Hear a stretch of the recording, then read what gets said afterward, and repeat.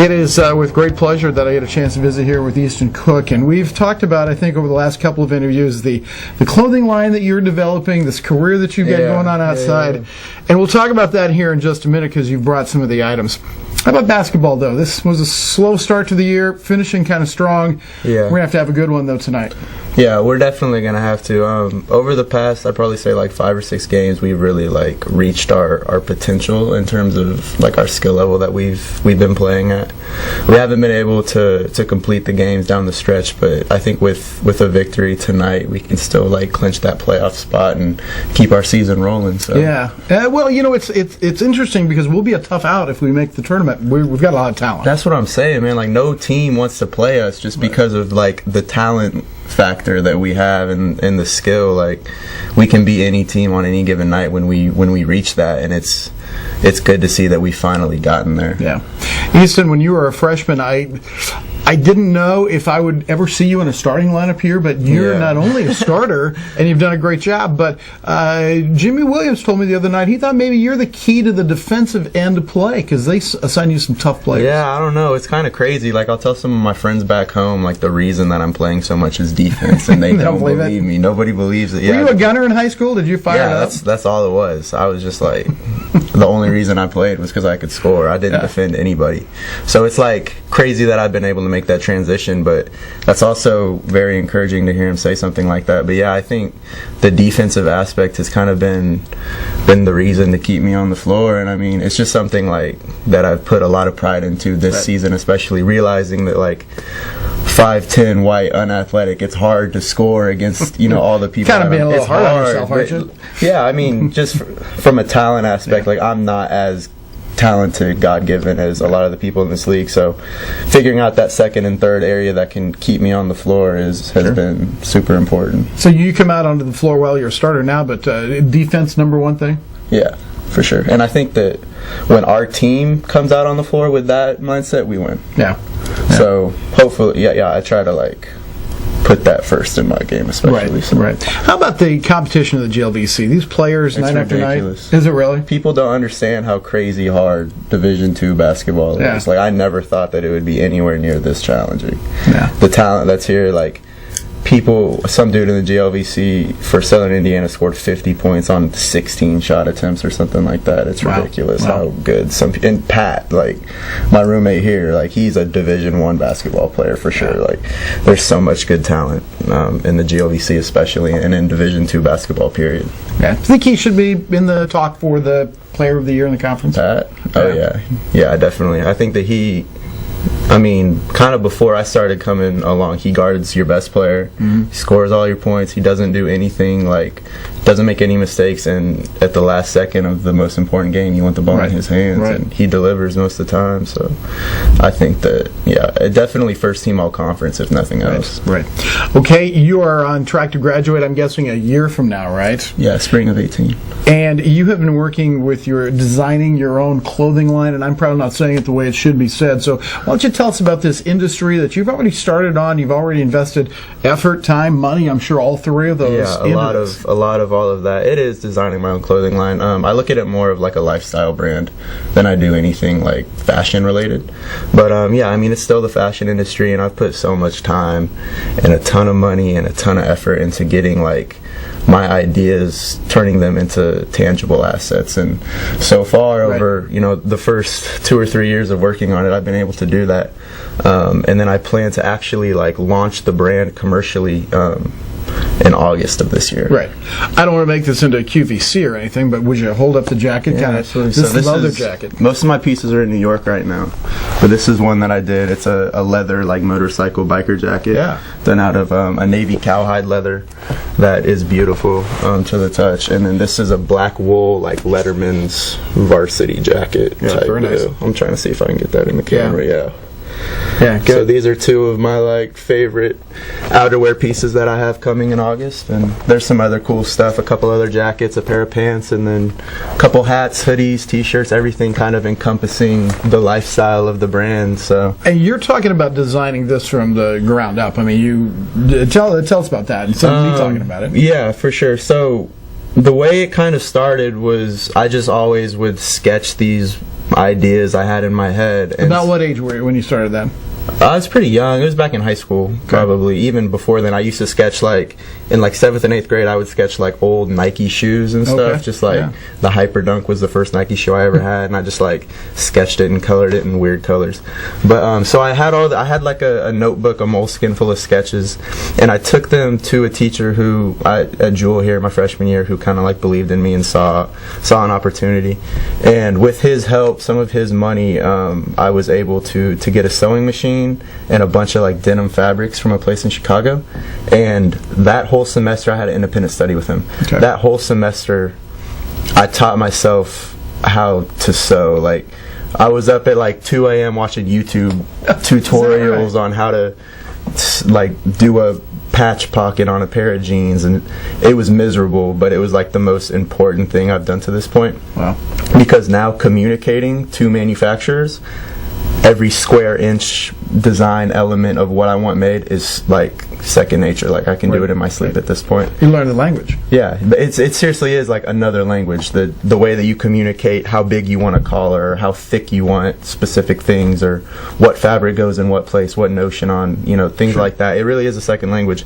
And so learning that and taking like the knowledge that I was able to get for those like sleepless nights making jeans in my sewing machine in the corner of my dorm room has been like the biggest asset, I think, knowledge-wise, that I've been able to attain. And yeah, now just like communicating patterns and fabric to manufacturers, I save so much money because it's right on the first time, every single time. I don't have to go through second and third like sampling options just to get something right the first time. So you're in your room getting an education inside your Jewel education. Yeah. You study on your own, and there's a difference between, you know, going to class and actually learning, and you're actually in there learning about a trade. Yeah. And what was next? What did you do next to really get this going? Okay, well, yeah, so that was kind of the weird transition part. Was I had like, they were mediocre at best, but I had these like sewn together pieces that I had made, and it was just kind of like, well, what do I do now? Like, I don't want to just be a seamstress. Like, I don't want to sew the rest of my life. That's not fun. Like, that's not cool. So what I did was I kind of got out into the community and started meeting a couple people that were involved in a fashion brand called Baldwin Denim, which is a local brand. And just getting their input, showing them my pieces, telling them my vision, kind of preaching to them what I think that I can bring to this industry, especially in Kansas City. And I actually got like a pretty good little following and some help, and people helped me out in terms of like landing the manufacturers, things that I didn't know how to do. And like, I didn't know where to source the best leather. I didn't know where to get the best zippers. I didn't know what lining to put in which jackets. You know, things like that were things that these people were able to teach me, and I kind of was able to build a small team. It's about me and 2 or 3 other people now, and we've just kind of cultivated this Easton K brand. And yeah, we've got it's rolling so far. I mean, everything's been pretty good. I've been able to get some financial help. And just everybody really has been super uplifting, and it's been a blessing, honestly. So. What's next now? You talked about New York, and a couple of pieces are there. What's the New York connection? Well, my business partner, his name's Alejandro. He's been my homie for a long time. He's a student at FIT in New York, and so I do all of the design work, but all of the like social media, PR, kind of like buying operations, selling operations is kind of his gig in the business. And so while he's in New York meeting these people, he's also displaying pieces that we've made up until this point. And so yeah, that connection has been super vital, and the next step with that is just kind of like launching this online store in August, doing a bunch of different like pop-up events and launch parties and buying appointments. I just got a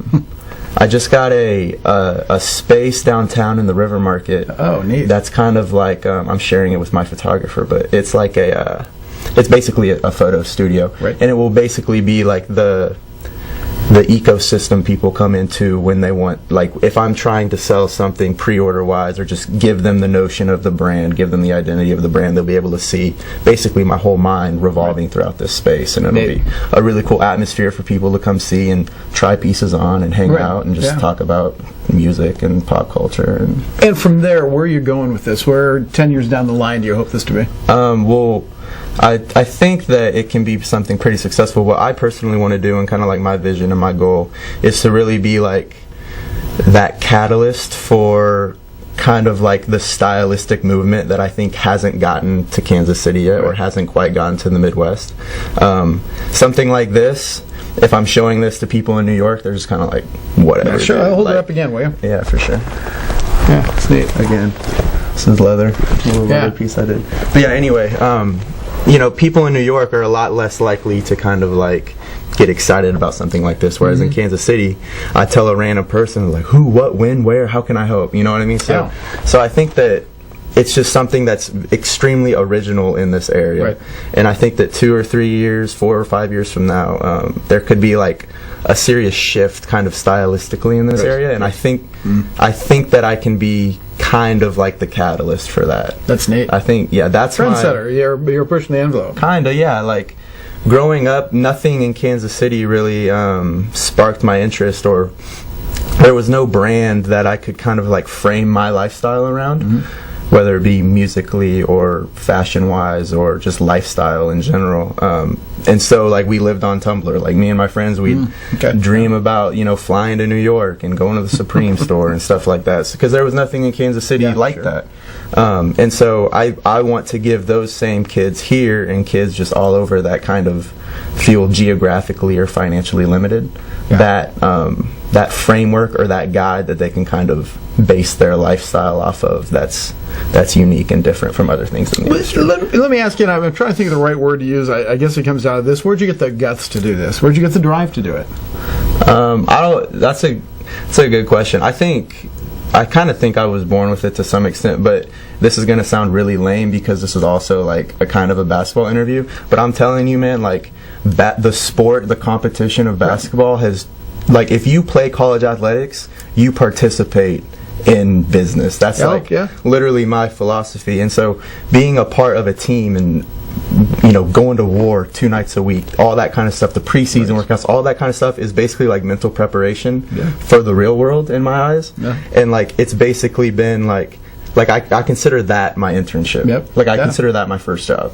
You know, because I've never worked for anyone and nothing like that, but that, and just I think that I have such a clear vision with what I want that there's nothing that's really gonna deteriorate what that is or stop me from what I want to do. Yeah, Mark Cuban has said business is just competition, you know, 24/7, 365 forever. I read that book. That's literally exactly what he said. Yeah, that's really funny. And he said that like sports is the most thrilling thing of all time until you have ran your own business. And he's like, that is basically sports, but instead of practicing for 2 hours, you're practicing 24 hours a day. Okay, so can people help you with this? Are you looking for an angel investor? What can people do to help? I got a little investment that I'm pretty happy about. I have a few other things. About a month from now, I think I'll have the brand totally perfected, and then I'm basically going to be inviting people into this space, showing everything as much as possible, getting as much feedback as possible, taking pre-orders, hats, tees, jackets, whatever you want to do,